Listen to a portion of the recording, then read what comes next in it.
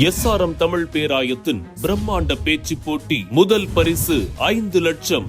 சொல் தமிழா சொல் 2025 மதுரை மண்டலம். போட்டி நடைபெறும் நாள் 2/3/2025. இடம் தியாகராசர் கல்லூரி, மதுரை. போட்டியில் பங்கேற்க QR கோடை ஸ்கேன் செய்து விண்ணப்பத்தை அனுப்புங்க. தமிழகத்தில் வரும் 28ஆம் தேதி கனமழை பெய்ய வாய்ப்பு உள்ளதாக வானிலை ஆய்வு மையம் தெரிவித்துள்ளது. இது தொடர்பாக சென்னை வானிலை ஆய்வு மையம் வெளியிட்டுள்ள அறிக்கையில் தமிழகம், புதுவை மற்றும் காரைக்கால் பகுதிகளில் நாளை வறண்ட வானிலை நிலவக்கூடும் என தெரிவித்துள்ளது. மேலும் கடலோர தமிழகத்தில் ஓரிரு இடங்களிலும், புதுவை மற்றும் காரைக்கால் பகுதிகளிலும் நாளை மறுநாள் லேசானது முதல் மிதமான மழை பெய்யக்கூடும் என்றும், உள் தமிழகத்தில் வறண்ட வானிலையே நிலவக்கூடும் என தெரிவிக்கப்பட்டுள்ளது. வரும் 27ஆம் தேதி கடலோர தமிழகத்தில் ஒரு சில இடங்களிலும், உள் தமிழகத்தில் ஓரிரு இடங்களிலும், புதுவை மற்றும் காரைக்கால் பகுதிகளிலும் இடி மின்னலுடன் கூடிய லேசானது முதல் மிதமான மழை பெய்யக்கூடும் என கூறப்பட்டுள்ளது.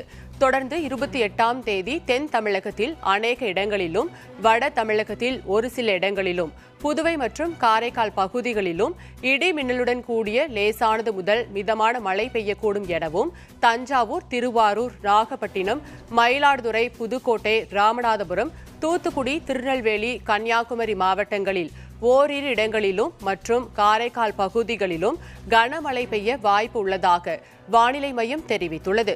சென்னை மற்றும் புறநகர் பகுதிகளில் நாளை வானம் ஓரளவு மேகமூட்டத்துடன் காணப்படும் என்றும் வானிலை ஆய்வு மையம் தெரிவித்துள்ளது.